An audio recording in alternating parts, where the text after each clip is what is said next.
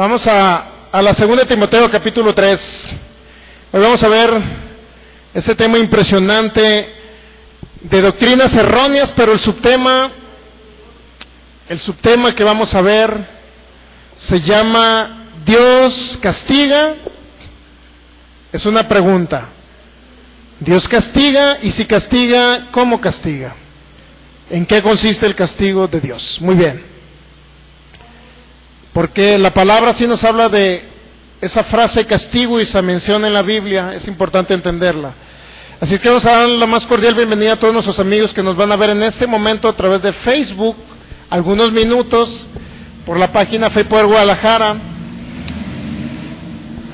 En lo que todavía no nos conectamos muy bien a internet, vamos a estar transmitiendo por lapsos de tiempo. El tema que estamos viendo el día de hoy, amigos, que nos van a ver por internet, se llama Dios, es una pregunta, signo de interrogación, se llama ¿Dios castiga? Y la respuesta es, si Dios castiga, ¿en qué consiste el castigo de Dios? Ese es el tema, o el subtema que estamos viendo de doctrinas erróneas. Vamos a la segunda carta a Timoteo, capítulo 3, versículo 16, así dice la palabra, en el nombre de nuestro maravilloso Señor Jesucristo.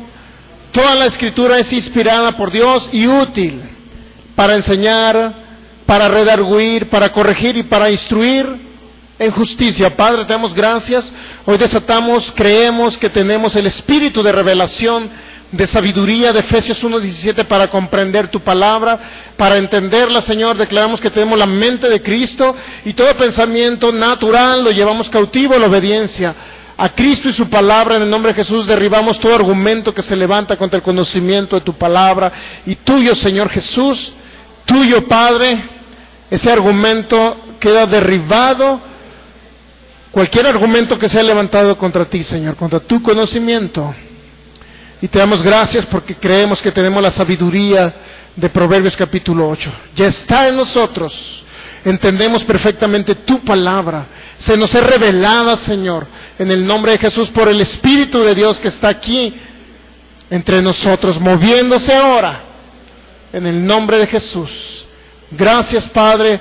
Gracias, Señor. Demostraremos bíblicamente que tú no eres el Dios malo, el Dios que la mayoría creen que eres un Dios malo. Creemos que eres un Dios bueno y lo demostraremos con tu palabra revelada, Señor. En el nombre de Jesús, Espíritu Santo, tú eres el Señor y tú haces conforme a tu palabra. Nos muestras, nos revelas, nos guías, Señor, en este día para mostrar tu verdad. Gracias, Padre, en el nombre de Jesús. Amén. Muy bien, esa segunda carta a Timoteo, capítulo 3, versículo 16, en una de las traducciones, no sé si recuerdo si es la Septuaginta, vamos a ponerla en otra traducción, por favor, ahí en la pantalla. Así. Otra traducción, por favor. Bueno, toda la Escritura es inspirada por Dios y útil para enseñar, para reprender, para corregir y para instruir en justicia. Hay una traducción, no sé si es la Septuaginta, que dice, toda Escritura inspirada por Dios es útil. Lo contrario a lo que menciona Reina Valera 60, que dice, toda la Escritura es inspirada por Dios. Esa traducción dice, toda Escritura inspirada por Dios es útil. Útil para enseñar, para corregir, para redarguir, para instruir en justicia, etc. Es decir, este libro llamado Biblia, conjunto de libros, como dice en el latín y en el hebreo, creo que esta Biblia, algo así es la palabra, la frase, que significa conjunto de libros. Este conjunto de libros, no todo lo que está en este conjunto de libros fue inspirado por Dios, porque Satanás habló algunas cosas ahí. Satanás habló algunas cosas aquí y eso no fue inspirado por Dios. Cuando Satanás, a través de la serpiente, le dijo, si comieres de ese árbol, no es cierto que morirás. Con que Dios les dijo que comerán de ese árbol, diciendo que Dios era mentiroso, pues. ¿Cuántos saben que ahí estaba hablando Satanás? Cuando tentó al Señor Jesús, en Lucas capítulo 4, le dijo, si tú, pasados los 40 días, tuvo hambre. Y le dijo Satanás, convierte esas piedras en pan. tienes el poder para hacerlo. Tírate del pináculo del templo, le dijo Satanás, y el Señor Jesús le contestó, escrito está. Cuando habló Satanás, ¿fue inspirado por Dios? ¿Qué entendemos por inspiración? Entendemos el mensaje fidedigno de Dios a través de un ser humano aquí en la tierra. Eso es inspiración. Es el mensaje fidedigno de Dios a través de un ser humano, o manifestado a través de un ser humano y expresado a través de un ser humano y plasmado en un libro a través de un ser humano. Eso se llama inspiración de las Escrituras. Pero no todo lo que encuentra usted aquí fue inspirado por Dios, es decir, no habló Dios. Fue la voz de Satanás también que está plasmada ahí. Y no fue el Espíritu de Dios hablando. Fue un hecho que secó, fue un hecho, simple y sencillamente fue un hecho que presenciaron algunas personas y quedó escrito. ¿Sí me entienden?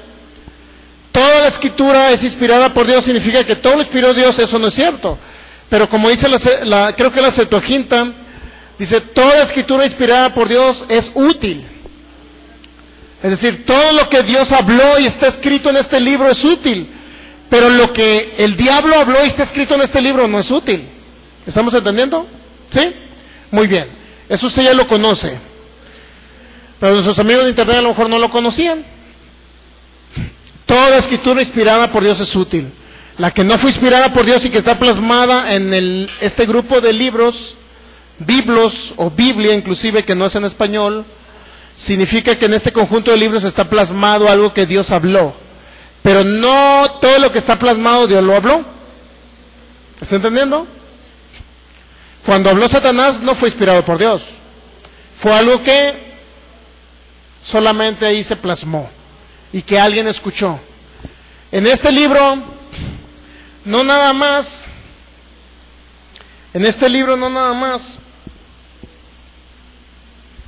bueno, falta jugar fútbol, ¿no? Hay que practicar.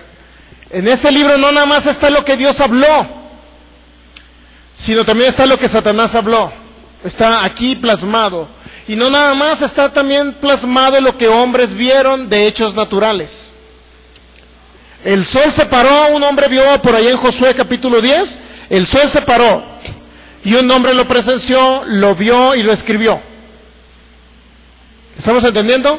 También hay hechos naturales que se presenciaron y quedaron aquí escritos. No porque Dios haya inspirado que el sol se paró, sino porque fue un hecho de la naturaleza que un hombre presenció. ¿Estamos entendiendo? Muy bien. Sobre esa misma base vamos a comenzar entonces el tema. Dios mío, traen todo lleno de papeles ahí. Sobre esa base vamos a iniciar el tema que se llama, es una pregunta entre signo de interrogación. ¿Dios castiga? Esa es una pregunta muy importante que se hacen personas en internet. Y si Dios castiga, ¿cuál es el castigo de Dios? ¿O cómo es el castigo de Dios? Muy bien. Ese es el subtema que estamos viendo de doctrinas erróneas. Esta es una doctrina errada que ha surgido no desde ahorita, mi hermano, desde los primeros siglos. Desde los primeros siglos había doctrinas heréticas o herejías. ¿Qué entendemos por herejía? Entendemos como la mala interpretación de la Escritura a través de una persona que estudió sobre la Biblia. La mala interpretación haciendo un dogma de fe de algo, de una mala interpretación que se le dio a la Escritura, que obviamente no era como Dios lo había revelado. Esa es una herejía, algo contrario a la palabra. ¿Qué es una blasfemia? Una blasfemia es una manifestación de una persona que no conoce a Cristo y que habla contra el Espíritu de Dios, que rechaza a Cristo. Esa es una blasfemia, rechazar a Cristo.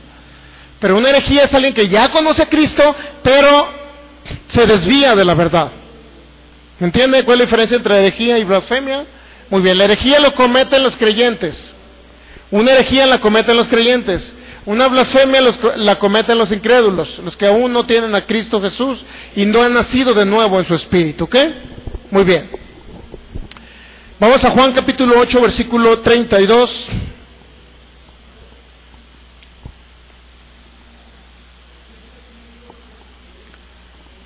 Juan 8, versículo 32, y conoceréis la verdad, dijo el Señor Jesús, y la verdad conocida os hará libres. Le respondieron entonces los fariseos, linaje de Abraham somos y jamás hemos sido esclavos de nadie. ¿Cómo dices tú serán libres? Jesús le respondió, de cierto os digo, que todo aquel que hace pecado, esclavo es del pecado. Y el esclavo no queda en la casa para siempre, el Hijo sí queda para siempre. Así que si el Hijo os libertare, seréis verdaderamente libres. Ahí le va. Todo lo que no proviene de fe, dice Romanos, creo, capítulo 13, no, todo lo que no proviene de fe es pecado, ¿se sabía?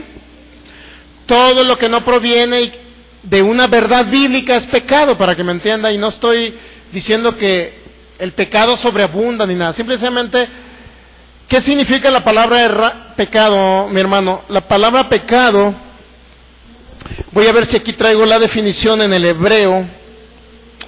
La palabra pecado, creo que sí la tengo.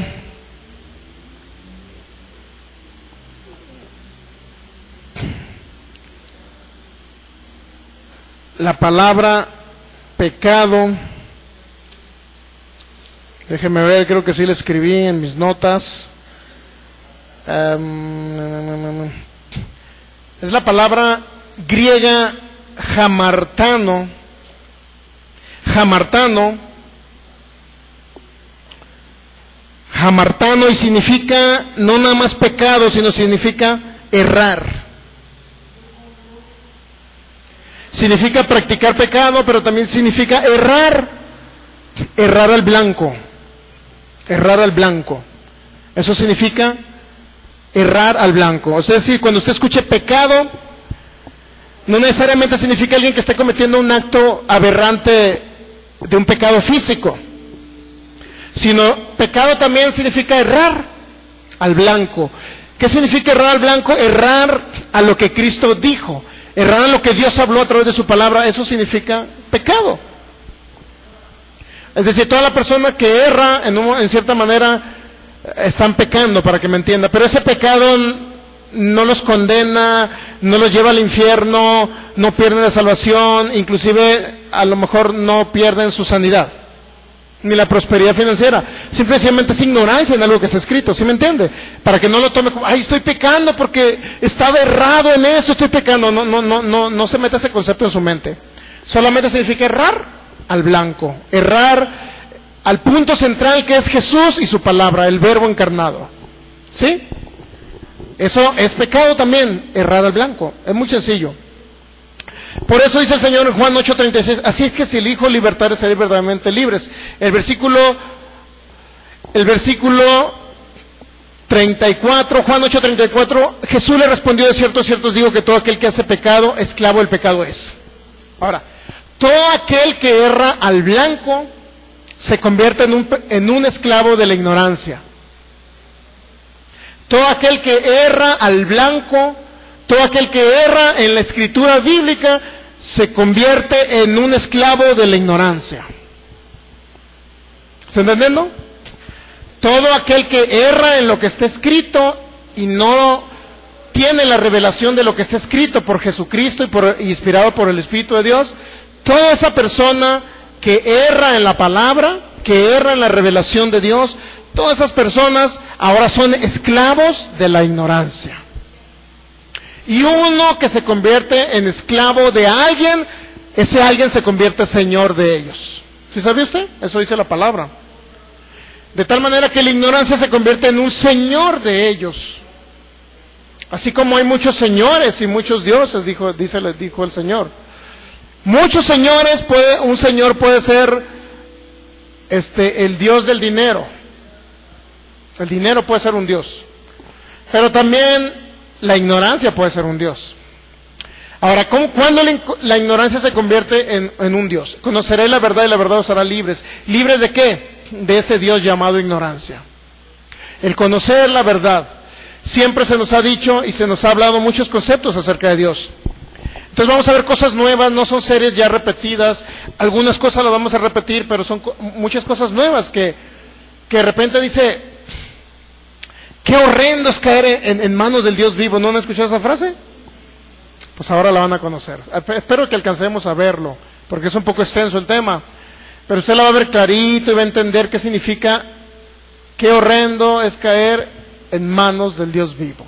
Y muchos dicen, Dios es un Dios de furor, de ira, un Dios que castiga y te manda un rayo, enfermedades, te castiga con una muerte de un hijo. Entonces, no entienden estos brutos, ¿me entiende? Brutus es uno que salía con Popeye el marino. ¿Está entendiendo? Sí, se acuerda de Brutus, ¿verdad? Ah, bueno, así como actúa Brutus, así pueden actuar muchos como Brutus. Así es que no piense mal, su mente luego divaga sobre las cosas malas, ¿no? Muy bien. Nuevamente, Juan 8:32, y conoceré la verdad y la verdad os hará libres. Le respondieron, linaje de Abraham somos y jamás hemos sido esclavos de nadie. ¿Cómo dices tú? Serán libres. Jesús le respondió, de cierto os digo que todo aquel que hace pecado, esclavo es del pecado. Todo aquel que erra al blanco es un esclavo de la ignorancia. Y la ignorancia se convierte en su señor. Y si la ignorancia es su señor, ¿qué cree que va a pasar? Hay muchas personas que usted llega y le dice, no, es que Dios no te castiga con una enfermedad. Dios no te manda enfermedades, Dios no te las envía para probarte, ni para exaltarte, ni para bendecirte, ni para tratar con tu vida, para llevarte a otro proceso más arriba y más grande. No es Dios el que te envía la enfermedad, no es Dios el que provoca esas enfermedades incurables, no es Dios el que te está castigando con la muerte de un hijo, ni te castigó con la enfermedad de un familiar. ¿Y qué cree que dicen ellos? Mi Señor es la ignorancia. ¿Cuándo dicen que su Señor es la ignorancia? Cuando dicen, no, Dios yo creo que sí castiga, porque la Biblia lo dice, que Él castigó a los de Sodoma y a los de Gomorra. Es un Señor la ignorancia, ¿sí o no? Se convierte en un Señor de tal manera que hasta lo adoran, se postran delante de Él y dicen, ignorancia, tú eres el primer lugar en mi vida. En serio. Yo he hablado con personas y son bien aferrados a que Dios sí les castiga con cosas malas. Están aferrados. ¿Quién cree que es su Dios? La ignorancia. Porque no tienen la humildad de abrir su corazón para aprender. Ok. Pero ya dejemos de echarle leña a nuestros hermanos y continuemos con esto. Muy bien. Por ahí, conceptos comunes que se dicen acerca de que Dios castiga. El castigo, esto lo encontré por internet en comentarios. Comentarios, obviamente, personas que no conocen la bondad y el amor de Dios y que todavía tienen un concepto errado y que todavía viven en ignorancia, ¿ok? El castigo que Dios impone al pecador no es tan solo un medio correctivo e intimidatorio, como enseñan un mentado Stadler y Hermes, J. Hermes, sino que ante todo persigue la expiación de la ofensa inferida a Dios y la restauración del orden moral perturbado por el pecado. Deuteronomio 32:41 dice, yo retribuiré con mi venganza a mis enemigos y daré su merecido a los que me aborrecen. Ese texto bíblico lo utilizan para decir que Dios sí puede castigar con cosas malas porque aborrece a sus enemigos.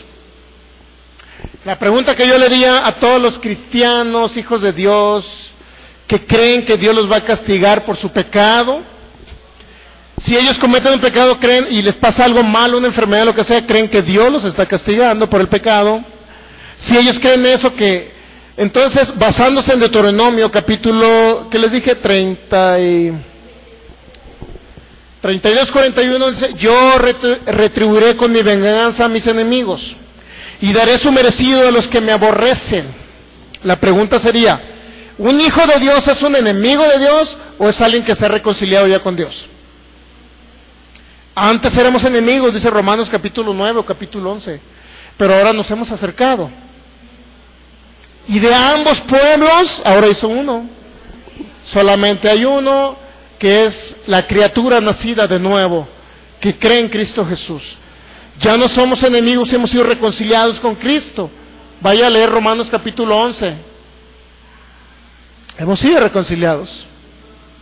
Ya no somos enemigos. ¿Cuántos saben que no somos enemigos? No somos enemigos de Cristo. Somos hijos del Dios viviente, herederos y coherederos con Cristo. Entonces, ¿por qué a los cristianos le aplican ese texto bíblico? Aborreceré a mis enemigos. Yo retribuiré con mi venganza a mis enemigos y daré su merecido a los que me aborrecen.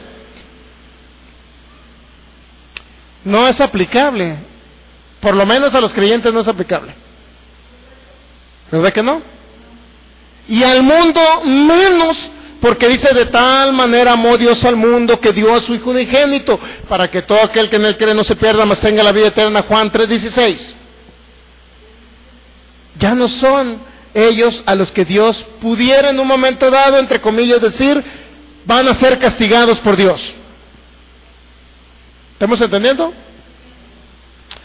Otro concepto de un ministro católico que desde joven le interesó las cosas de apologética y el estudio de la palabra. Apologética es defensa de la fe católica. Este hombre, que es un ministro dentro de la Iglesia Católica, dice: Dios sí castiga a los cristianos, dice. En muchas ocasiones yo diré que la mayoría, Dios castiga al humano para que aprendan algo, y además porque lleva castigo lo que hizo. Fíjense los conceptos. Pero otras muchas veces lo castiga sencillamente porque lleva castigo la acción cometida, sin que lleve aparejado un intento de educación. El hecho de que seamos salvos por Cristo no quiere decir que podemos pecar impunemente, y en eso estamos de acuerdo, ¿verdad? Lo más que quiere decir es que si nuestros pecados no rebasan cierto límite, endureceremos el alma. Endureciéndonos el alma, dice, mantenemos nuestra salvación, pero aún dentro de ese estado de salvación vamos a recibir los castigos correspondientes a nuestras malas acciones. Y luego este hombre dice, da algunos textos bíblicos. El único problema es que sí hay una retribución a las acciones. El detalle es que no es Dios el que envía el castigo. ¿Sí me explico? Ese es el detalle. Y ellos le atribuyen a Dios los castigos. Y ese es un ministro católico, ¿eh? Y dice, este mismo ministro católico dice, en las iglesias, la otra vez estaba en una reunión de matrimonio, dice, y alguno de los que estaban ahí, ministros, dijo, es que Dios no castiga. Y él le dijo, sí, Dios sí castiga. Y luego hay otros dos hombres eruditos católicos que dicen que Dios no castiga. No recuerdo los nombres, luego se los voy a traer, los nombres de ellos. Que Dios no castiga, son eruditos católicos de la actualidad. Y este hombre dice, ahora los voy a contradecir y les voy a decir que Dios sí castiga. Porque el Papa en fulana homilía dijo que Dios sí castigaba con cosas malas. ¿Está entendiendo? Y hay conceptos, inclusive ya hay una pugna dentro del mismo catolicismo, ¿sabe usted? Muchos católicos dicen, Dios no castiga, y otros dicen que sí. Y no se ponen de acuerdo. Y no nada más en católicos, también en testigos de Jehová. Y en otras religiones. En el mismo cristianismo, muchos dicen que Dios sí castiga. Y nosotros creemos que Dios no castiga con cosas malas. Y ellos creen que Dios sí castiga con cosas malas. Vamos a entender qué significa la palabra castigo. En el diccionario de la Real Academia de la Lengua Española, la palabra castigo se define como la pena que se impone a quien ha cometido un delito o falta. La pena que se impone a quien ha cometido un delito o falta. Castigo se define como enmienda, corrección de una obra o de un escrito. Ahí va cambiando el concepto de castigo. Significa también corrección. Acción y efecto de castigar. Y dentro de ellos va un concepto que se llama aminorar gastos. Se porta mal la esposa, hay que aminorarle los gastos, castigo. ¿Entiende? Digo, así viene dentro de los conceptos.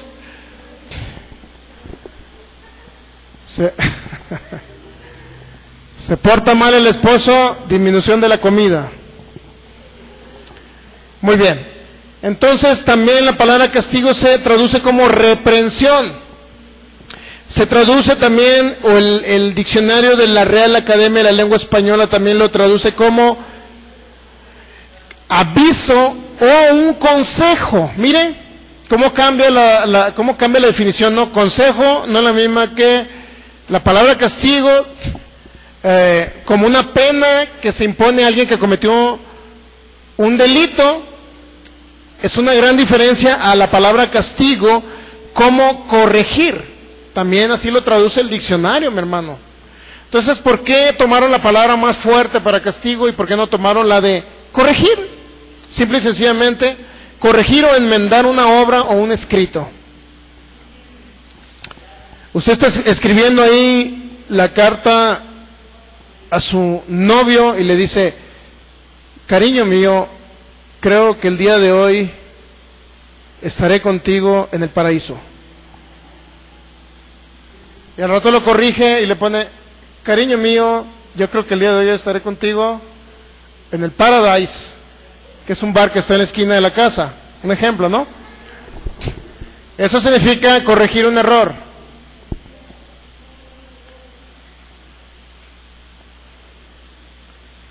¿Está entendiendo? Corregir, pero también significa advertir. La palabra castigo significa advertir. Advertencia, enseñanza. Significa reprensión, aviso, consejo, amonestación o corrección. Advertencia, enseñanza, significa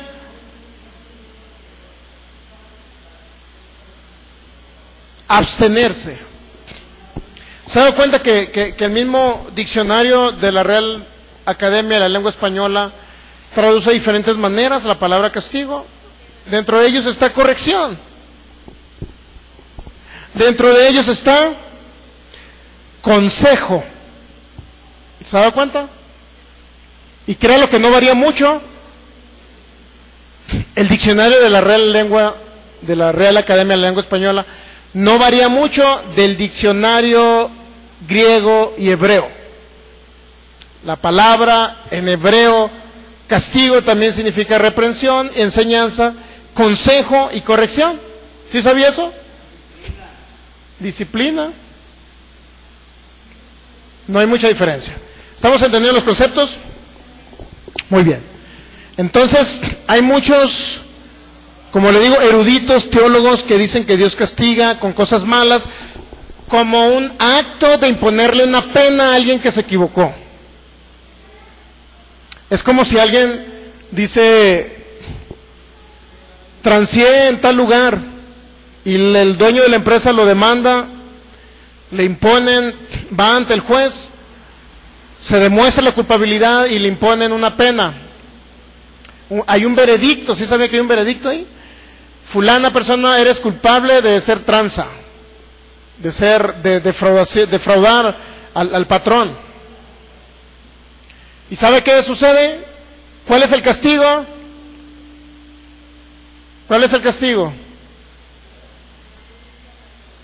Lo envían a un lugar llamado cárcel, ¿no? ¿Sí? Muy bien. Entonces, fíjese bien.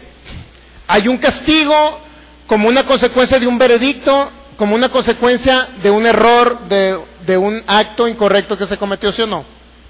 ¿Sí, verdad? Entonces muchos comparan ese tipo de acciones de un juez de la tierra, lo comparan como si fuera Dios mismo actuando como un juez. Ya pecaste, entonces ahora hay un veredicto adverso contra ti.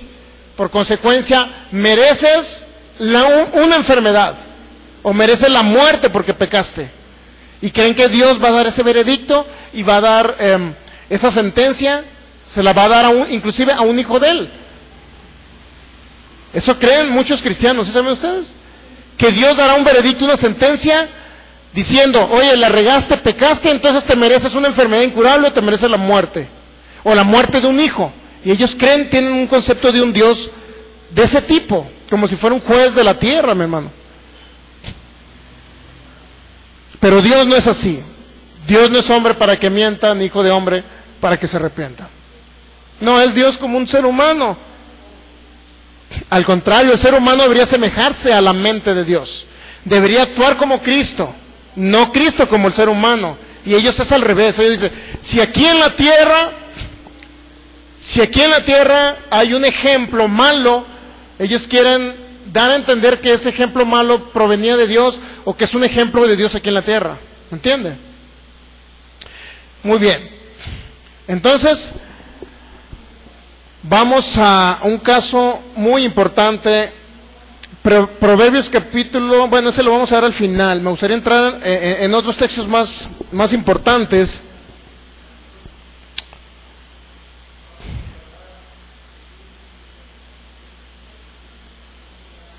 Un caso clásico vamos a ver hoy. Íbamos a entrar a Proverbios 3, 11 y 12, pero lo vamos a ver el próximo domingo mejor. Me gustaría ver este caso en particular, es un caso muy bueno. Hablando de la palabra castigo, le va a encontrar en muchas partes de la Biblia. Inclusive le va a encontrar en muchas traducciones al español como castigo, la palabra castigo. Pero en otras traducciones usted la va a encontrar como reprensión, como corrección, como enseñanza, como doctrina, como disciplina. Va a encontrar la misma palabra castigo. Ahora, ¿qué aplicación le vamos a dar nosotros cuando escudriñamos? Si castigo como alguien que se merece una enfermedad por haber pecado, o enseñanza, disciplina a una persona que la regó y Dios lo corrige a través de su palabra para que cambie de rumbo. O sea, ¿ve la diferencia? Pero vamos a ver un caso de Hebreos capítulo 10. Me gustaría haber entrado con Proverbios 3, pero vamos a Hebreos 10. Es un caso trascendental. Horrenda cosa es caer en manos del Dios vivo, hermano.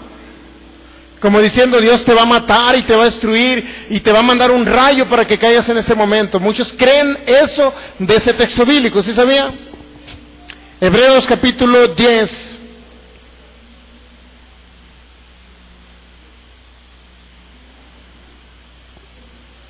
Ya lo tenemos. Versículo 29. ¿Ya lo tienen? Vamos a leer desde el 26, ¿no? Porque si pecáramos voluntariamente, Hebreos 10, 26. ¿Ya? Porque si pecáramos voluntariamente después de haber recibido el conocimiento de la verdad, ya no queda más sacrificio por los pecados, sino una horrenda expectación de juicio y de hervor de fuego que ha de devorar a los adversarios. El que viola la ley de Moisés por el testimonio de 2 o 3 testigos muere irremisiblemente. Cuanto mayor castigo pensáis que merecerá el que pisotea al Hijo de Dios y tuviere por inmunda la sangre del pacto, en la cual fue santificado e hiciere afrenta al Espíritu de gracia. Pues conocemos al que dijo, mía es la venganza, yo daré el pago, dice el Señor, y otra vez el Señor juzgará a su pueblo, y horrenda cosa es caer en manos del Dios vivo, hermanos. Así es que si ustedes han pecado, van a morir irremisiblemente. Eso dijo un religioso, que no conocía a Dios, que tenía por Señor a la ignorancia. ¿Está entendiendo?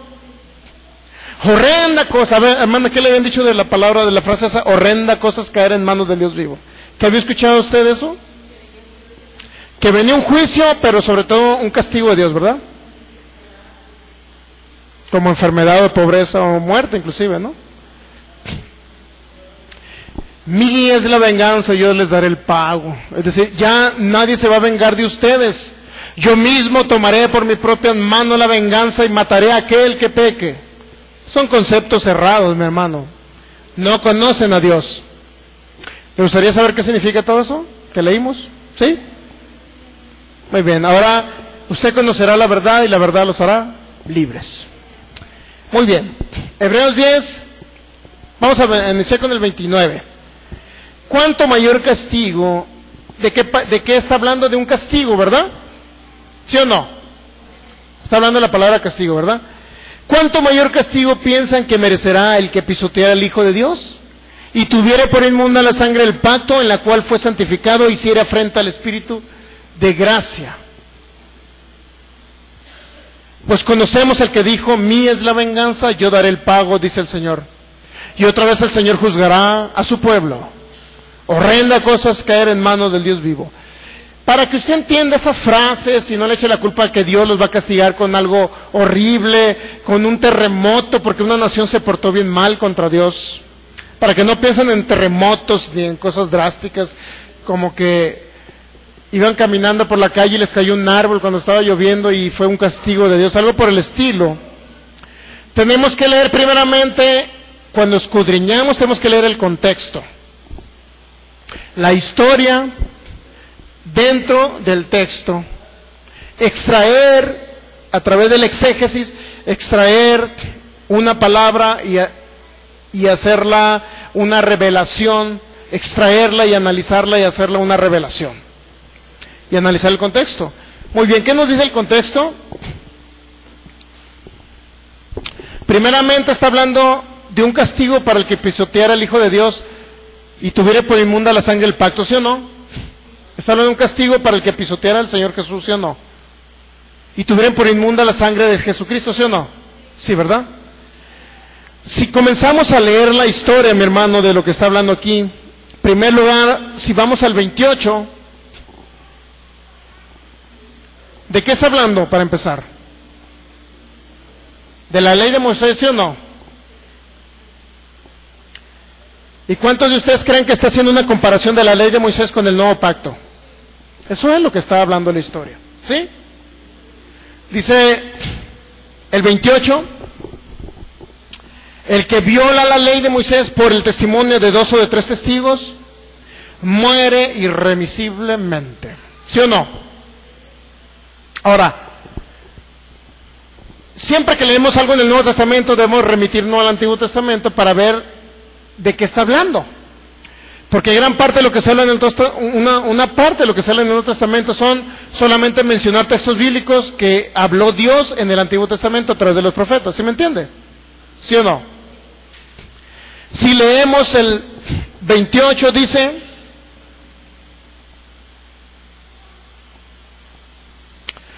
el que viola la ley de Moisés por el testimonio de 2 o de 3 testigos muere irremisiblemente. ¿De qué está hablando? De una muerte, ¿sí o no? Pero también está hablando de un veredicto, de una sentencia que se dicta para que esa persona muera, ¿sí o no? ¿Sí o no? Está hablando de alguien que viola una ley, ¿sí o no? Está hablando de un veredicto que se da, de una sentencia a alguien que viola una ley, y se está hablando de la consecuencia, es decir, de la pena que se le dará a la persona que viola una ley. ¿Está hablando de qué? De muerte, ¿sí o no?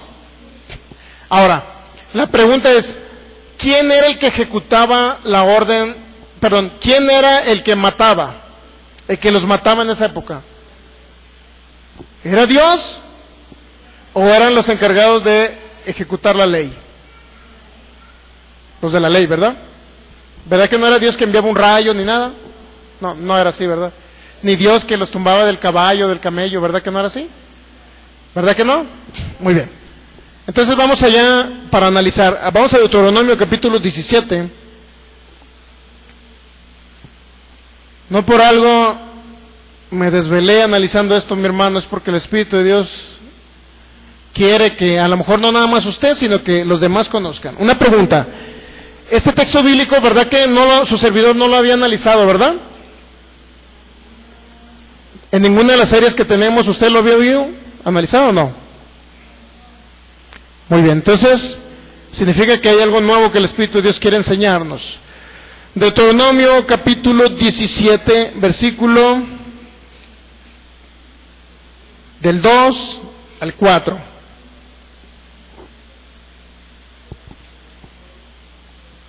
¿Ya? Es una ley mosaica, ¿estamos de acuerdo? No aplicable para el nuevo pacto, ¿sí o no? No es aplicable, ¿verdad? Cuando se hallare en medio de ti, en alguna de tus ciudades que Jehová tu Dios te da, hombre o mujer que haya hecho mal ante los ojos de Jehová tu Dios, traspasando su pacto, Dice, que hubiera ido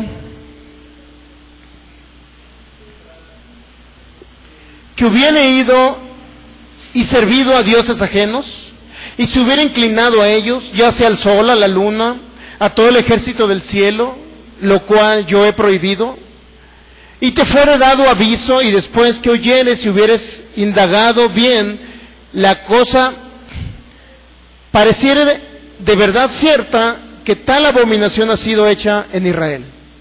Entonces sacarás a tus puertas al hombre o a la mujer que hubiere hecho esta mala cosa, sea hombre o mujer, y los apedrearás, y así morirán. Por dicho de 2 o 3 testigos, morirá el que hubiere de morir, no morirá por el dicho de un solo testigo. En primer lugar, ¿quién es el que iba a apedrear? ¿Quién era el que iba a apedrear?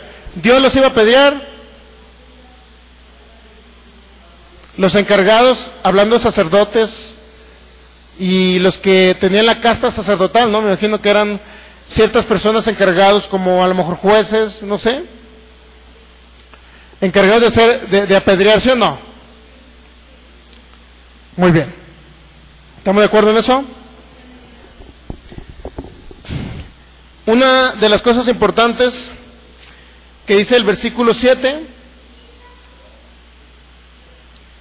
Deuteronomio 17:7, la mano de los testigos caerá primero sobre él para matarlo, y después la mano de todo el pueblo. Así quitarás el mal de en medio de ti. ¿Por qué Dios permitía ese tipo de cosas? Dígame usted. Dios solamente está permitiendo aquí algo que el ser humano permite. ¿Qué permitía el ser humano? Comenzar a inclinarse a otros dioses. Le voy a poner un ejemplo.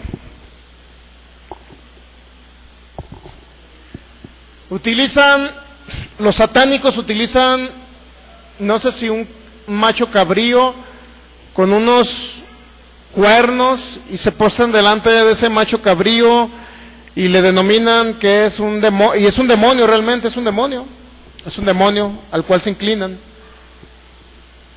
Si en este momento alguno de ustedes realizara un acto de irse a inclinar junto con los satanistas ante un demonio, ante el mismo Satanás, el diablo, en primer lugar, ¿qué cree que iba a pasar? Usted iba a dejar de creer ya en el Dios Altísimo. Segundo, al dejar de creer, obviamente ya no era un vivo espiritual. Si alguien hace eso es porque nunca nació de nuevo, para empezar, ¿sí o no? En el Antiguo Testamento no había nuevos nacimientos espirituales. Eran susceptibles de endemoniarse ellos. Al irse a inclinar, imagínense, voy a ir con los satanistas ahora y me voy a inclinar, imagínense. Adorar a Moloch, a los dioses de los amonitas, a las imágenes de acera. Eso significaba ir a inclinarse a un demonio. ¿Sí sabe usted? ¿Qué podía suceder como consecuencia de ir a inclinarse a un demonio? A una posesión satánica. Y un poseído satánico, ¿qué iba a hacer con el pueblo de Israel al verlos adorando a Dios? ¿Qué cree que iba a hacer un endemoniado? ¿Les iba a perdonar la vida a los de Israel o los iba a ejecutar? ¿Qué iba a hacer? ¿Por qué Dios permitía que los que iban a endemoniarse, en pocas palabras, fueran destruidos? Para conservar la simiente de donde iba a provenir el Mesías, el Cristo.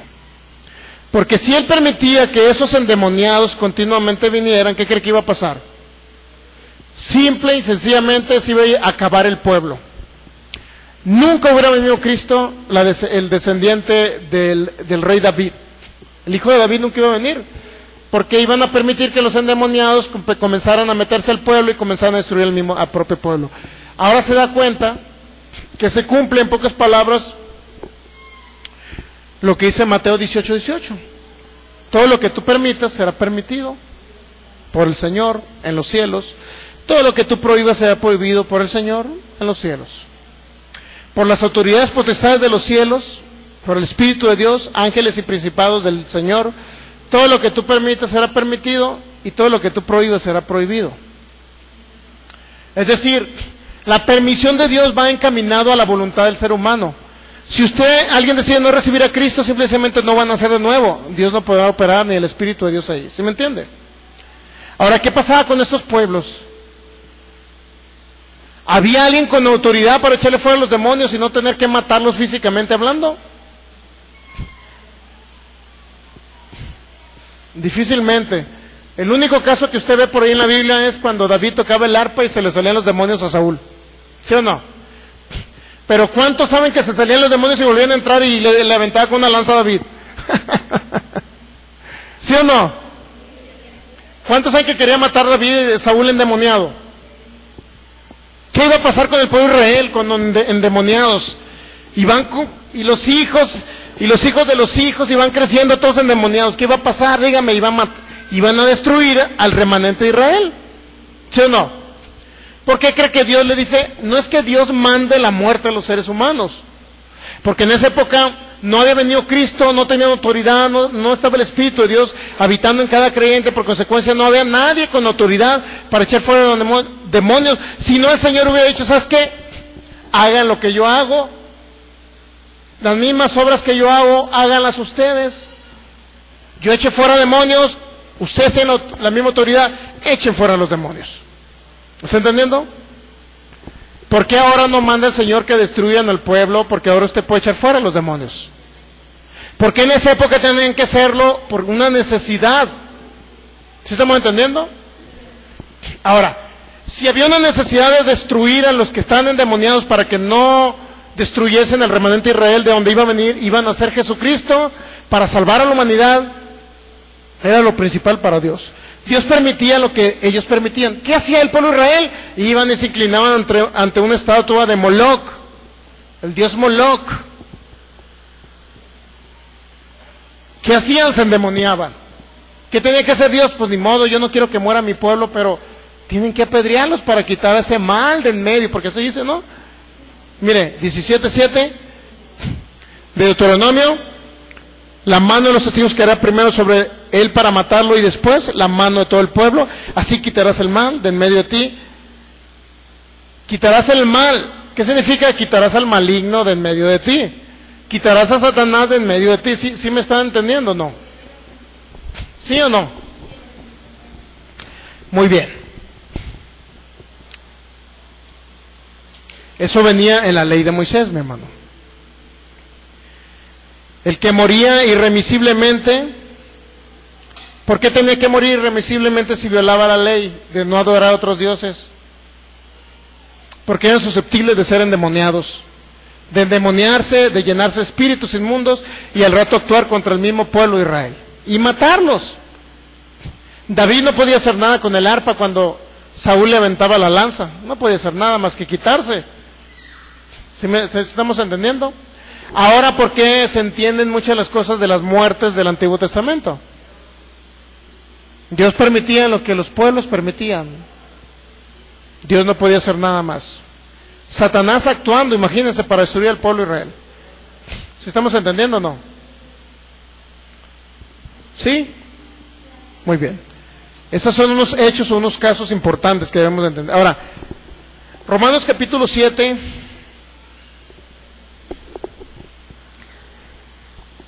Ahí estamos hablando de un castigo según la ley, ¿sí o no?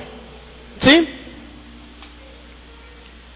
Estamos hablando de un castigo según la ley de Moisés. Romanos capítulo 7.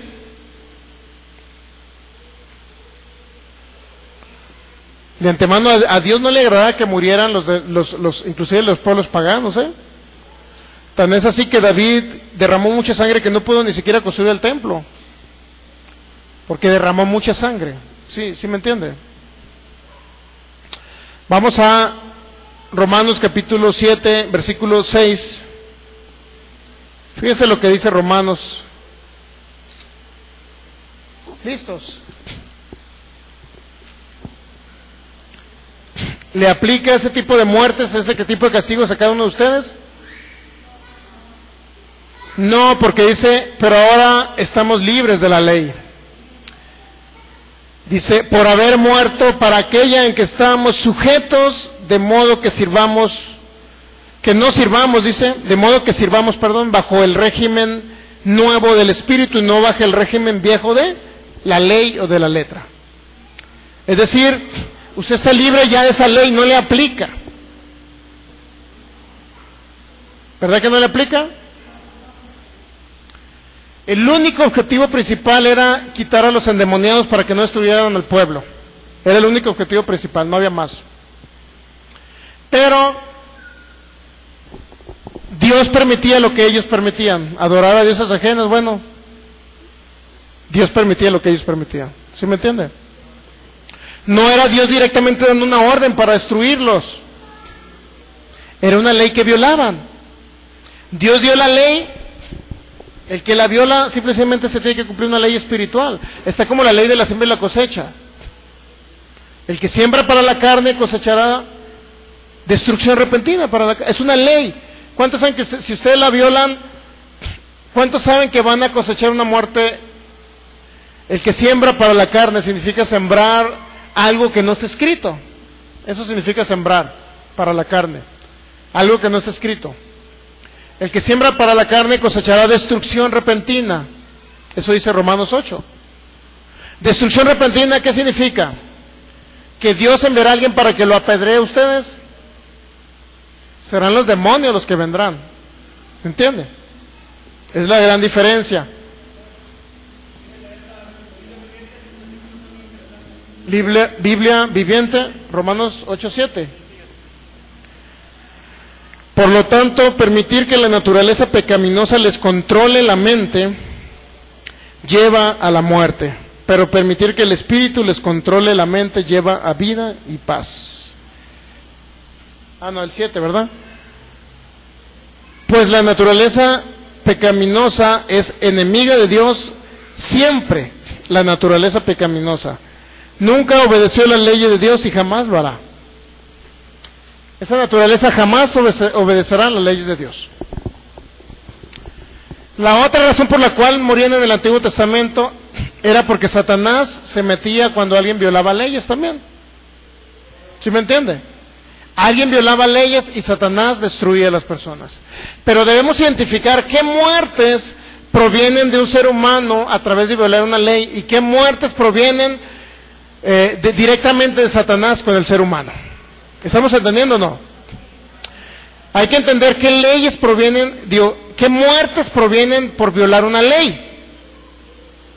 Es decir, personas endemoniadas. Y qué muertes provienen directamente por intervención satánica, porque estaba el mundo, el reino de la tierra estaba en poder Satanás. Está en poder de la tierra, ¿sí?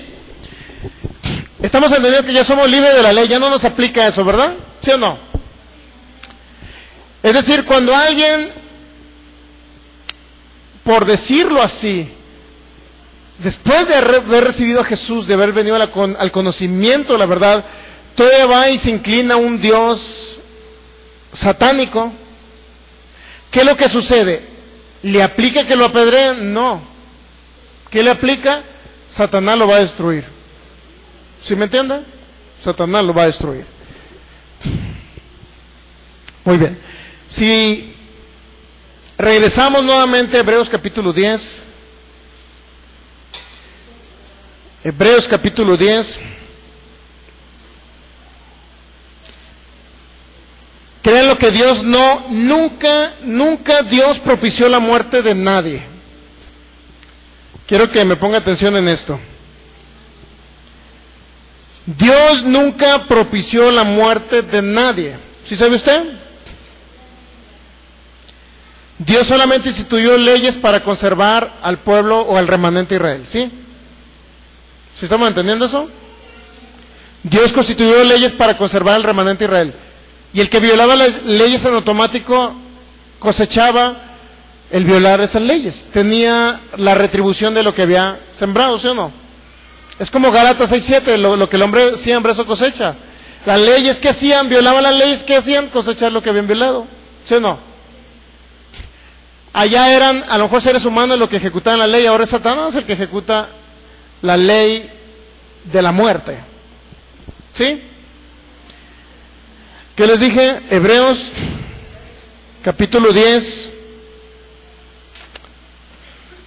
versículo 29.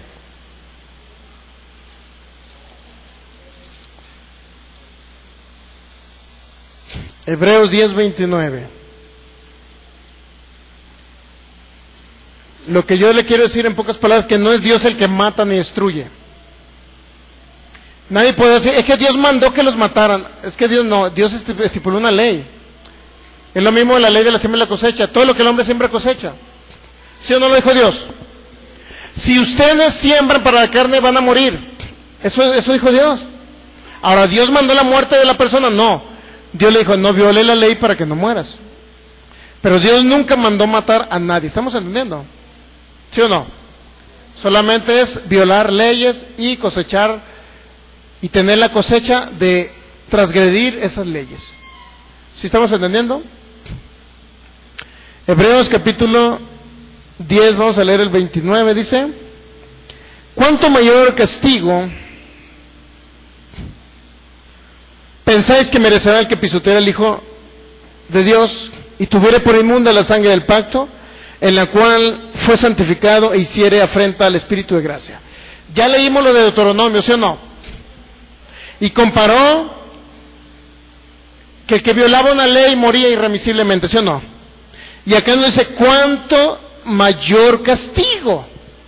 Significaba que había una pena por violar la ley de Moisés, ¿sí o no? Pero también hay una pena por violar una ley en el nuevo pacto, ¿sí o no? ¿Sí? No les voy a decir que no, porque luego van a decir que no, ¿eh? ¿Verdad que sí, sí? Muy bien. Pues conocemos al que dijo, mía es la venganza, yo daré el pago, dice el Señor. Otra vez el Señor juzgará a su pueblo. ¿Qué significa mía es la venganza? ¿Será que Dios los matará? Mía es la venganza, yo daré el pago, la retribución. Mía es la venganza, yo daré el pago. ¿A qué se refería, hermano? ¿A que iba a destruir a alguien? No, estaba citando un texto del Antiguo Testamento.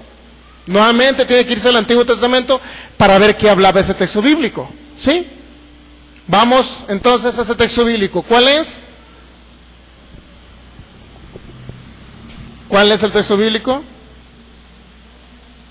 Mía es la venganza, yo daré el pago. ¿Cuál es el texto bíblico? Ahí está correlacionado en su Biblia. Deuteronomio, capítulo 32. Vamos a Deuteronomio 32. ¿Ya? Versículo 35. Vamos a ver qué nos dice. ¿Qué realmente quiso decir Dios? Dios, mía es la venganza, yo daré el pago. Mía es la venganza, yo daré la retribución. Mía es la venganza, yo daré el castigo, suponiendo. ¿Qué significa mía es la venganza? ¿Será que Dios va a matar a las personas que actúen mal y que pisotearen al Hijo de Dios, al nombre del Hijo de Dios y la sangre de Jesús? ¿Qué significa mía es la venganza? A Deuteronomio 32, versículo 35. ¿Ya lo tienen? ¿Qué dice ahí? ¿Qué dijo Dios? Mía es la venganza y la retribución, ¿sí o no? ¿Sí o no?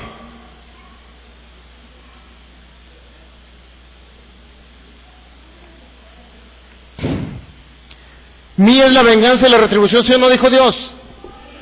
¿Qué significa la venganza de Dios? Lea el siguiente párrafo. Aquí viene la venganza de Dios. ¿Qué significa la venganza de Dios?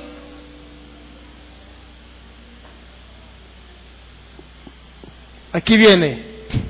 Mía es dice, mía es la venganza y la retribución. ¿Qué quiso decir Hebreos? Capítulo 10, versículo 29 y 30. Cuando dijo, mía es la venganza, yo daré el pago. ¿Sabe lo que han interpretado la mayoría ahí? Yo me vengaré del que se porte mal. Inclusive yo me vengaré del que trate mal a uno de mis hijos. Yo lo voy a destruir a ese pagano que trató mal a uno de mis hijos cuando los maltrató, iban pasando y les dijo, cristianos locos. Y la mayoría piensa eso. Yo me vengaré cuando a mis hijos les hagan una tranza, les roben, yo me vengaré y destruiré a ese hombre, a esa mujer que les robó. La mayoría, ¿sabía que sí o no, hermana? La mayoría piensan eso, ¿sí o no? Yo me vengaré cuando alguien trate mal, si el patrón los trata mal en el trabajo, yo me vengaré del patrón y le enviaré un cáncer. Fíjense lo que piensan, pero nunca se van al Antiguo Testamento a analizar de qué se trata. Aquí viene toda la explicación, mi hermano. Deuteronomio capítulo 32, versículo 35. Mía es la venganza y la retribución. Y aquí viene cuál es la venganza, mi hermano. A su tiempo, su pie, ¿qué va a pasar? Resbalará. ¿Verdad que no dice a su tiempo yo lo castigaré? A su tiempo yo lo destruiré. ¿Verdad que no dice eso? ¿Qué dice? Nuevamente, a su tiempo su pie resbalará, mi hermano. ¿Qué pasa con la persona que desvía sus pasos, se apresura sus pasos hacia el mal? Hay un proverbio, ¿sí? ¿Sí o no? ¿Cuál es la venganza de Dios? ¿Cuál es el castigo, la venganza de Dios? Que a su tiempo su pie resbalará. Porque el día de su aflicción está cercano. El día de la aflicción de la persona, ¿está hablando de la persona, sí o no? Y lo que les está preparado, ¿qué dice? Se apresura. Pero nunca dice Dios, yo los voy a destruir. ¿Cuál es la venganza y cuál es el pago? Que lo que está preparado para ellos, lo que han sembrado, eso cosecharán. ¿Se da cuenta que coincide con Gálatas 6:7? Su pie resbalará, nada más dijo. No dice, mía es la venganza, yo voy a hacer que su pie se resbale. O yo voy a hacer que ellos vayan en un camión que vaya a tener un accidente. No se va a nada de eso, por Dios. O yo dañaré al vecino que los trató mal a mis hijos. Tampoco está hablando, no está diciendo que Dios les va a enviar un cáncer al vecino para que se le quite. Y hay gente con ese mal corazón, hay cristianos con ese corazón, mi hermano, deseándole mal al vecino porque dice, yo soy santo y yo no te voy a maldecir, pero mi Padre, Él tomará venganza, porque es un Dios vengador y venga a sus hijos. Nada que ver con ese texto bíblico. Y de repente le cayó cáncer al vecino y dice, ya ven, Dios ejecutó su venganza y Él realizó su pago por haberme tratado mal el vecino. Qué mal corazón de ese cristiano. ¿Sí o no hay cristianos, hermana? Hasta los pastores te hablan eso. Me trataran mal, de Dios es la venganza, a Él se la dejo. Nada que ver con lo que quiere decir el Antiguo Testamento respecto a eso. Solamente que dice Dios, mía es la venganza, yo daré el pago. ¿Qué significa? No lo podré proteger ya. Permitiré lo que Él permitió. Él ha sembrado para la carne, Romanos 8, y cosechará de la carne corrupción o destrucción repentina, que es lo mismo. ¿Se han dado cuenta qué significa mía es la venganza y yo daré el pago? Nuevamente leamos Deuteronomio 32:35. Mía es la venganza y la retribución. A su tiempo, ¿qué dice? Su pie va a resbalar. Porque en el día de su aflicción, el día de su aflicción está cercano y lo que les está preparado se apresura. ¿Sí sabían? Solamente se apresura. Solamente su pie resbalará. Cuando dice en Hebreos 10:29, mía es la venganza, yo daré el pago, no se refiere a que Dios va a castigar a las personas. Se refiere simple y sencillamente que las personas, a su tiempo, el pie de ellos va a resbalar. Tan sencillo. Siembras, cosechas. ¿Qué significa? Que el día de su aflicción está cercano. Esa es la venganza de Dios. Deuteronomio 18:18 dice, todo lo que el ser humano permita, será permitido en los cielos. Todo lo que el ser humano prohíba, será prohibido en los cielos. Gálatas 6:7, dice, todo lo que el hombre siembra, eso cosecha. Inclusive el 6:8, ¿no? El que dice el que siembra para la carne, ¿no? No es Romanos, es lo Gálatas 6:8, ¿no? Pero el que siembra para la carne, de la carne cosechará corrupción, que significa una destrucción repentina, muerte instantánea o sorpresiva. Esa es la venganza. ¿Ahora está entendiendo? El pago de Dios, que Dios solamente permite lo que el ser humano permite. No es Dios vengándose, destruyendo a nadie, mi hermano, ni siquiera a los pueblos. ¿Estamos de acuerdo? Y eso coincide con Gálatas 6:7, mi hermano. Su pie resbalará porque el día de su aflicción está cercano. Esa es la venganza de Dios. Solamente dejar que el ser humano coseche lo que ha sembrado. El que siembra para la carne va a cosechar destrucción, no es Dios castigándolos. El que siembra para la carne cosechará castigo, ¿cuántos saben? Pero no castigo divino, castigo de Satanás. Satanás metiendo sus manos para destruirle, ¿sí?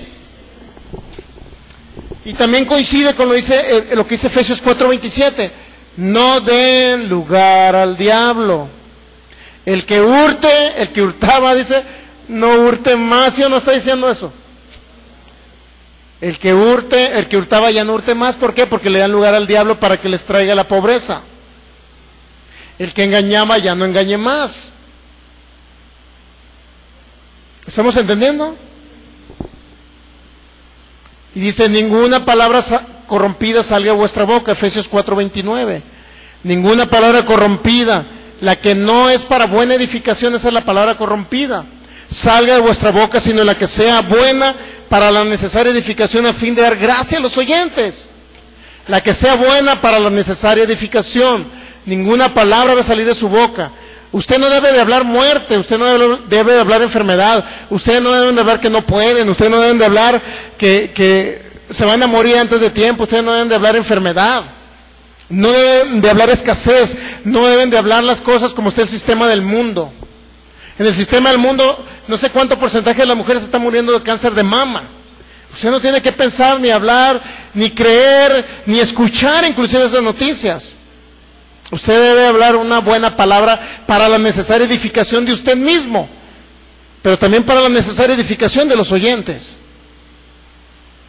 ¿Y qué pasa cuando habla una palabra corrompida que no viene escrita en la Biblia? ¿Qué pasa cuando alguien dice, es que Dios, yo creo que me está castigando con esta enfermedad, Dios me tiene así, porque me porté mal y pequé, Dios me tiene así? ¿Qué cree que va a pasar? Es una palabra corrompida, mi hermano, y está dándole lugar al diablo, y Satanás va a venir y va a destruir su cuerpo. ¿Sabía que ese remordimiento, ese temor, ese remordimiento de conciencia que tiene, ese es el que lo va a afectar? Dice que nosotros no tenemos ya conciencia de pecado, no debe haber más conciencia de pecado. Y la conciencia de pecado solamente la puede traer la propia conciencia. Una conciencia de pecado puede traer destrucción repentina también, porque la persona nunca se va a sentir digno del Evangelio de Cristo, ni para ministrar a alguien para sanidad se va a sentir. ¿Sabe que muchos hermanos no se sienten ni siquiera dignos así? Si no ayunan no se sienten dignos. Muy bien, entonces no debemos de darle lugar al diablo, pero ¿qué significa eso? ¿Qué significa miel la venganza? Dios permite lo que tú permites. Mateo 18:18. Todo lo que tú ates será atado, todo lo que tú desates será desatado en el cielo. Ahora, ¿qué significa la otra parte de Hebreos capítulo 10? Y ya con eso terminamos. El Señor juzgará a su pueblo. ¿Qué significa el Señor juzgará? ¿Ya lo tiene? Hebreos capítulo 10, versículo 30. Pero conocemos al que dijo, mía es la venganza, yo daré el pago, dice el Señor. Y otra vez, el Señor juzgará a su pueblo. Ahí es donde muchos dicen que y hablan del juicio de Dios, ¿sí sabían? Y entienden por juicio de Dios la ira de Dios, el enojo de Dios, y que los va a matar, los va a destruir, los va a exterminar. Como en el diluvio, muchos creen que Dios los exterminó, porque se enojó. Pero no he leído Isaías 54. Ahí dice que solamente Dios dio la espalda. No dice que los hirió ni que los destruyó. Muy bien. Romanos capítulo 2, versículo 12. ¿Qué significa el Señor juzgará a su pueblo? Fíjese que le quede bien claro esto. El juicio de Dios, como lo han malinterpretado algunos, inclusive pastores, líderes de iglesias, líderes apóstoles y líderes de grandes ministerios, inclusive cristianos, que Dios juzgará a su pueblo siempre cuando hay un terremoto, una catástrofe, un accidente múltiple, algo donde mueran masas de personas, la gripe aviar y todo ese tipo de catástrofes mundiales, pandemias, epidemias, el terremoto de Chile, el terremoto de Haití, el tsunami.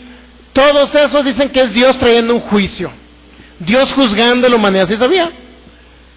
Lo que no han entendido estos sonsos es que Dios ya juzgó al mundo.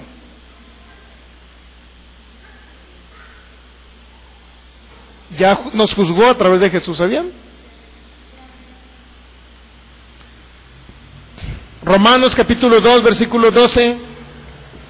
Porque todos los que sin la ley han pecado, sin la ley también perecerán. Y todos los que bajo la ley han pecado, por la ley serán juzgados.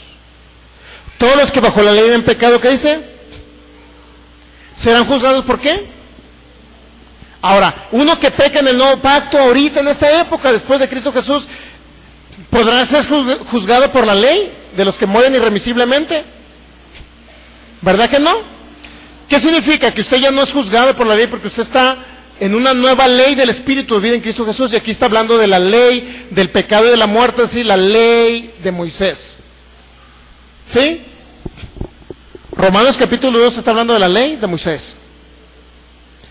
Todos los que sin la ley han pecado, sin la ley también perecerán, y todos los que bajo la ley han pecado, por la ley serán juzgados. Nosotros no somos juzgados por esa ley.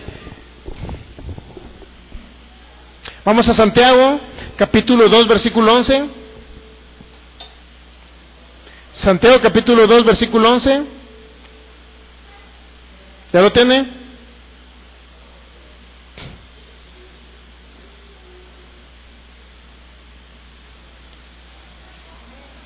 ¿Listos? Santiago capítulo 2 versículo 11 dice así, 11 y 12, ¿no? ¿Qué dice? Porque el que dijo no cometerás adulterio, también ha dicho no matarás.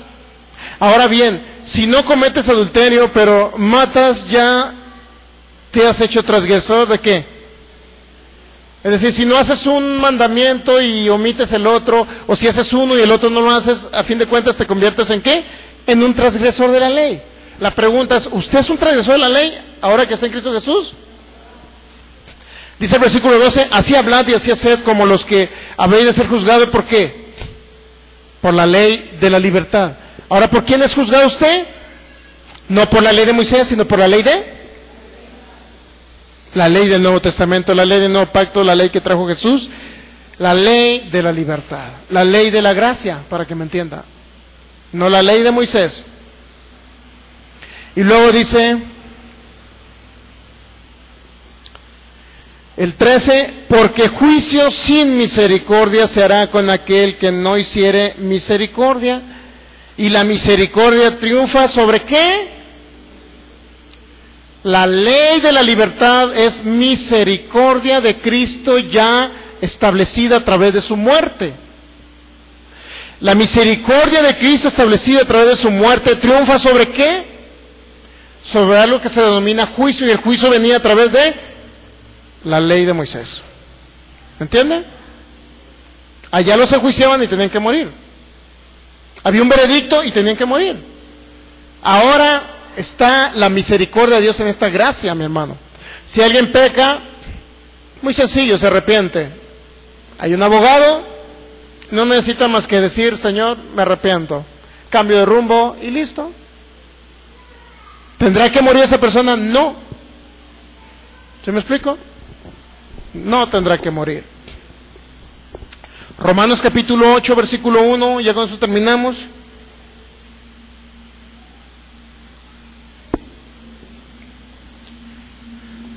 ¿Listos? Ahora pues ninguna condenación hay para los que están en Cristo Jesús, los que no andan conforme a la carne, sino conforme al...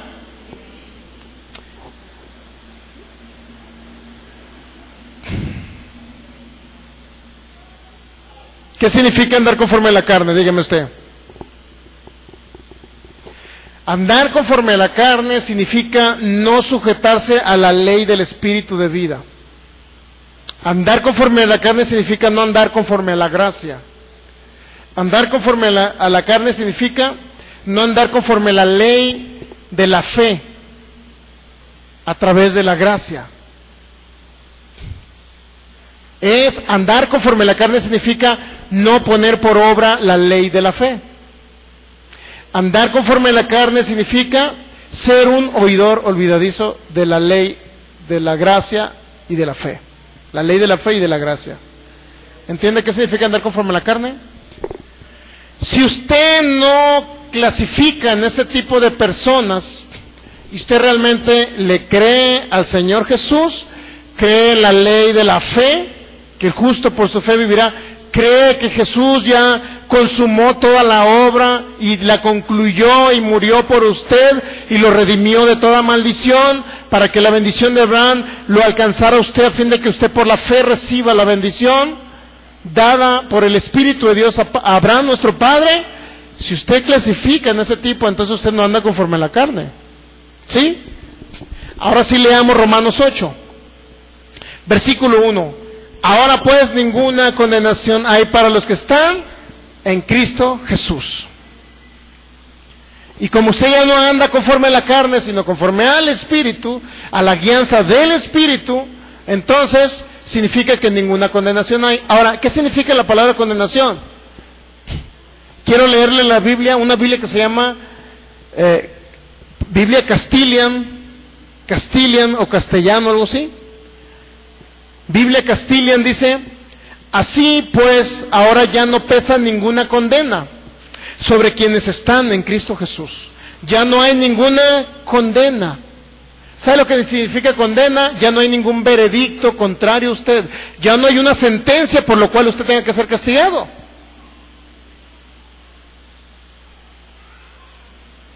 Ya no hay ninguna condena. Dice la Biblia en lenguaje sencillo. Por lo tanto, Romanos 8.1, Biblia en lenguaje sencillo, por lo tanto, los que vivimos unidos a Jesucristo no seremos más castigados. ¿Está captando? ¿Puedes grabar esta parte, por favor? Romanos 8.1, Biblia de lenguaje sencillo. ¿Está entendiendo?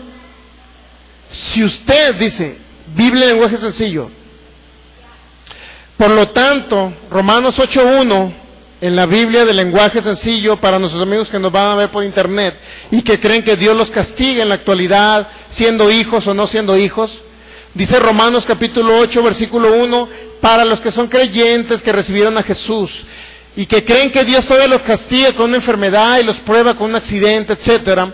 Dice Romanos capítulo 8, versículo 1, en la Biblia del lenguaje sencillo, por lo tanto, los que vivimos unidos a Jesús, no seremos jamás castigados. ¿Se da cuenta? Si usted está en Cristo, ya no hay un castigo. Ni de Satanás, y menos de Dios, porque Dios no castiga con cosas malas. No analizamos la palabra castigo, pero significa reprensión, enseñanza, doctrina, consejo, disciplina. No significa destrucción. La palabra castigo no significa destrucción. Y muchas personas han entendido que la palabra castigo significa destrucción, que Dios los quiere destruir porque pecaron, que Dios los va a destruir. No, Dios no destruye a nadie.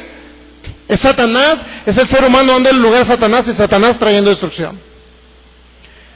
Romanos 8.1, Biblia en lenguaje sencillo, dice: por tanto, los que vivimos unidos a Jesús, a Jesucristo, no seremos castigados. ya usted no será castigado, mi hermano. Usted está en Cristo Jesús, está unido a Jesús. Cristo Jesús y ustedes son uno solo, 1 Corintios 6:17, por lo tanto ya no hay más castigo. No hay una sentencia que diga, pecaste y ahora vas a ser castigado. No hay nada, mi hermano. Pecaste y vas a ser castigado, no hay nada. Solamente, ¿sabe qué es lo que sucede? No hay un castigo de Dios en ese hecho. No hay un castigo de Dios. ¿Sabe qué es lo que pasa? Y lo escuché de un predicador y lo repito. Es la conciencia de cada ser humano que atrae la enfermedad, que atrae la manifestación del diablo. ¿Por qué? Porque su conciencia no lo deja en paz, pero si usted está en Cristo Jesús, tiene que ser libre de esa conciencia de pecado. Ya no debe existir. Porque la conciencia de pecado, ¿sabe lo que hace? Le trae condenación. Aunque se arrepienta, trae condenación. Y la condenación vendría siendo una sentencia adversa. Y la sentencia adversa le dice que si usted pecó, tiene por consecuencia la retribución de un mal, de una enfermedad, de una muerte o de una consecuencia adversa, una consecuencia catastrófica. Es la conciencia de cada ser humano la que permite atraer las cosas de las tinieblas. Pero si alguien peca, se arrepiente, cambia de rumbo, no tiene por qué haber más conciencia de pecado. No tiene por qué Satanás traerle a manifestación algo malo, alguna destrucción. Si usted está en Cristo, si usted vive unido a Jesús, ya no será más castigado. Dice Romanos capítulo 8, versículo 1. Ya no hay más castigo. Y si usted anda conforme a la ley del Espíritu de vida, actúa conforme a la ley de la fe, actúa conforme a la gracia de lo que le fue dado a través de Jesús, todas sus palabras, usted por sus palabras será justificado. Pero también sus palabras, ¿sabe qué es lo que lo condena? Ya Dios no puede traer una sentencia adversa porque Él ya lo juzgó. Ya Jesús pagó el precio y dijo, ahora hijo, eres justificado. Pero eso lo vamos a ver hasta el siguiente domingo. ¿Sabía que usted ya fue justificado por la fe? Justificado por la gracia, Señor Jesús. ¿Y sabe lo que significa justificado? Usted ya fue juzgado y fue declarado justo, inocente delante de Dios. Entonces, si no hay sentencia, tampoco hay consecuencia. Si no hay sentencia, tampoco hay castigo. ¿Estamos entendiendo? No hay castigo. ¿Sí estamos entendiendo o no? Entonces, no concluí con ese tema, pero quiero que entienda lo que dice Hebreos capítulo 10.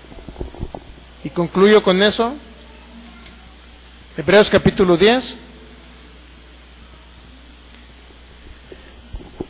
Versículo 30. Pues conocemos al que dijo, mía es la venganza y yo daré el pago. ¿Ya entendió qué significa mía es la venganza?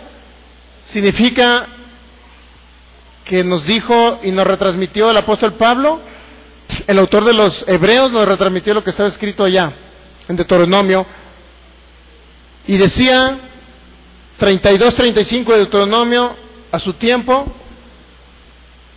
su pie resbalará y se apresurará el día de su aflicción. Está cercano. Mía es la venganza, yo daré el pago, significa que Dios dejará que coseche cada quien lo que ha sembrado. Y luego Hebreos capítulo 10, versículo 30, el Señor juzgará a su pueblo. ¿Qué significa? Juzgará. ¿Cuántos saben que está hablando en futuro?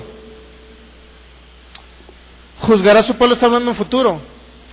El juicio respecto a la condenación de los seres humanos, ya Cristo Jesús ya nos juzgó, por decirlo así, Dios en Cristo Jesús.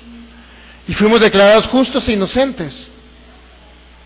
Ya no hay más condenación en ese sentido. Pero sí hay algo que nos puede juzgar más adelante, después de haber sido declarados justos, y hay algo que nos juzga, que es su palabra.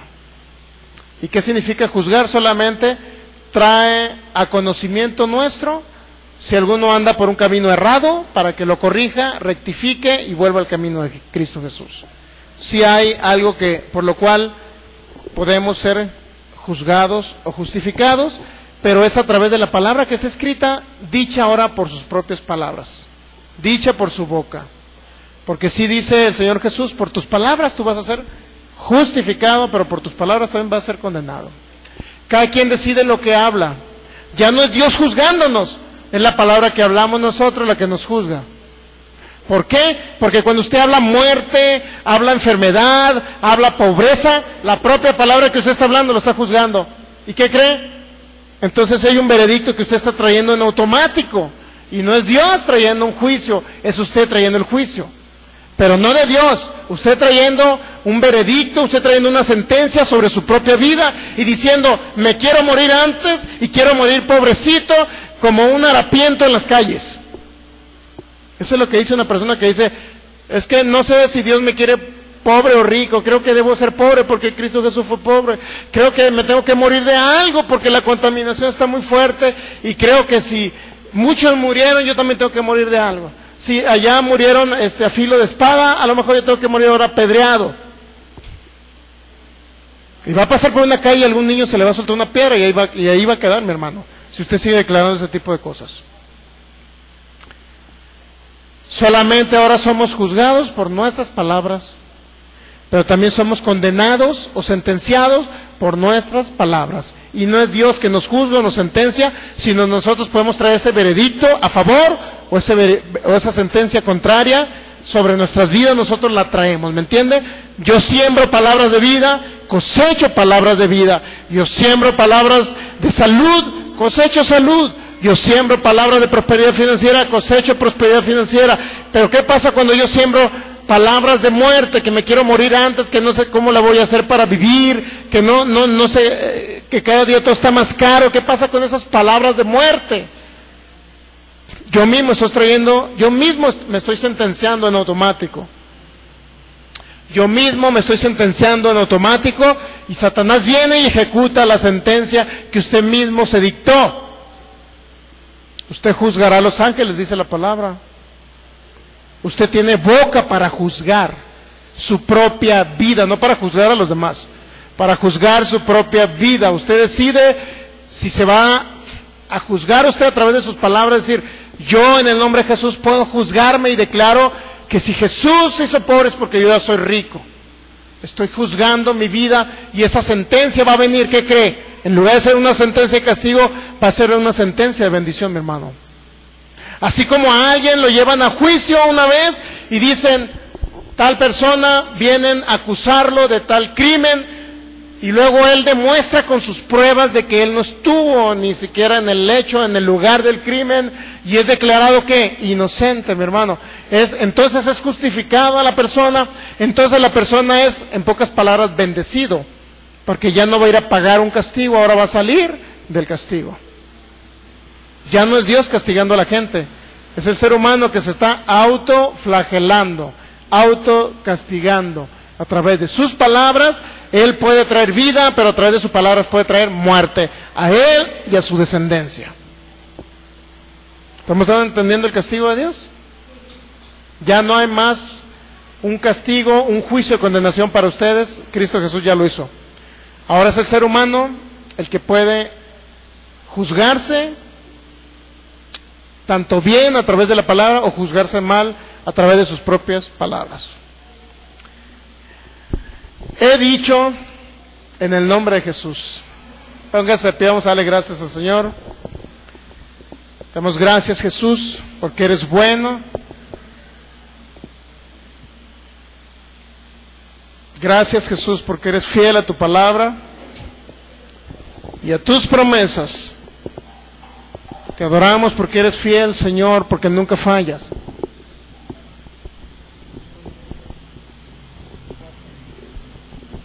Gracias, Jesús, te adoramos y te bendecimos, porque no hay más condenación, no hay más castigo. Si no hemos terminado de grabar por YouTube,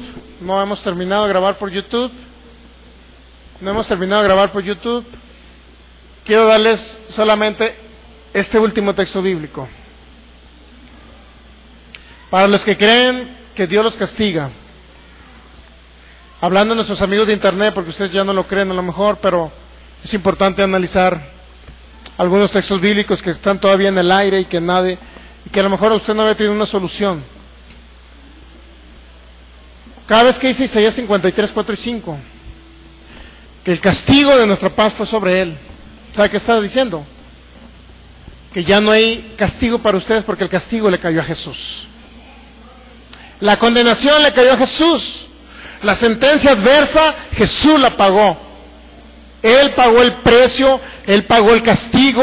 Él, en pocas palabras, fue encarcelado en las profundidades del mar, en el infierno, en el Hades, en el Seol. Ahí fue encarcelado, mi hermano, ahí pagó la condena que nos era contraria. Por eso dice Colosenses 2:15, 2:14, que el acta de los decretos ya fue clavada en la cruz. Por lo tanto, ya no hay nada contrario a usted. No hay un castigo para usted, porque el castigo que le correspondía a usted cayó sobre Jesús. El castigo de nuestra paz, el castigo de nosotros, ya Jesús lo pagó. Nadie lo puede sentenciar ya jamás, nadie lo puede condenar jamás, porque el castigo de nuestra paz le cayó y fue sobre el Señor Jesús. Damos gracias, Señor, por tu amor y tu bondad. Ya no hay más castigo, Señor, para nosotros. Creemos que tú no eres un Dios que castiga, no eres un Dios que trae juicio, y en tu ira, Señor, nos has amado de tal manera que has enviado tu palabra, has enviado a Jesús y nos sanaste y nos libraste de la ruina. Tú enviaste tu palabra y nos libraste. Gracias, Jesús, por venir a la tierra, por llevar todo castigo de nuestra paz. Ya no hay más castigo para nosotros, ninguna condenación hay para los que estamos en ti, no hay ningún castigo para los que estamos en ti, no hay ninguna sentencia adversa, Señor Jesús. Gracias por habernos librado y habernos justificado de la muerte. Aún así, Señor, si pecáremos aún así, Señor, creemos que tenemos un abogado y que solo vas a arrepentirnos y cambiar de rumbo y seguir tu camino, Jesús, para que tú nos liberes de todo peso que nos asedia, Señor, del pecado que nos asedia, para librarnos de las consecuencias de esa sentencia, de ese veredicto, Señor. Creemos que ahora tenemos conciencia de justicia, no conciencia de pecado. Y te damos gracias, Señor, porque no andamos conforme a la carne, porque cumplimos tu palabra, porque tu palabra es verdad. Actuamos en tu palabra, actuamos conforme a la ley del Espíritu de vida en Cristo Jesús, que nos ha librado de la ley del pecado y de la muerte. Gracias, Jesús, porque cuando estabas en esa cruz, tú determinaste golpear, Señor,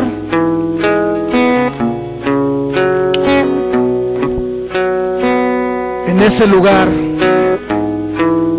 y declarar como un juez que ahora somos inocentes de toda culpa. Ya no hay más culpa en nosotros, no hay más sentencia adversa. Nadie nos podrá condenar, ni el mismo Satanás. Aún así, si erramos al blanco, Señor, voluntariamente, aún así creemos que si cambiamos de rumbo y nos arrepentimos, aún así, Señor, tú nos perdonas, porque ya lo hiciste hace 2000 años, tú nos limpias, restituyes todo lo que Satanás nos haya robado. Y te doy gracias, Jesús. Gracias, Jesús. Gracias por amarnos. Gracias, Jesús, por limpiarnos. Tu sangre preciosa pagó todo. Gracias, Jesús. Gracias, Jesús. Gracias por la cruz, oh Dios.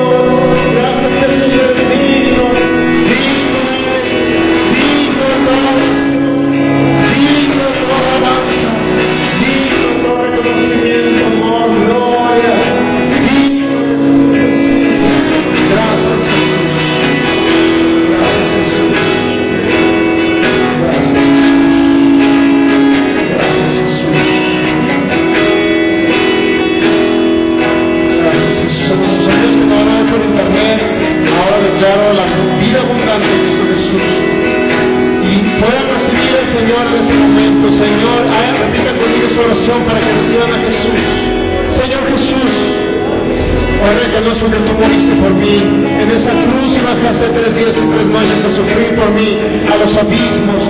Señor Jesús, hoy abro mi corazón para que tú entres en mi vida y te recibo y declaro y creo que eres mi único Señor y mi único y suficiente Salvador, mi Dios en quien he confiado. Gracias te doy por escribir mi nombre en el libro de la vida del Cordero. Creo que paso de muerte a vida, que paso de esta tierra a la eternidad y estaré contigo en el paraíso cuando me vaya a esta tierra, después de ser saciado de la realidad. Gracias Jesús. Amén.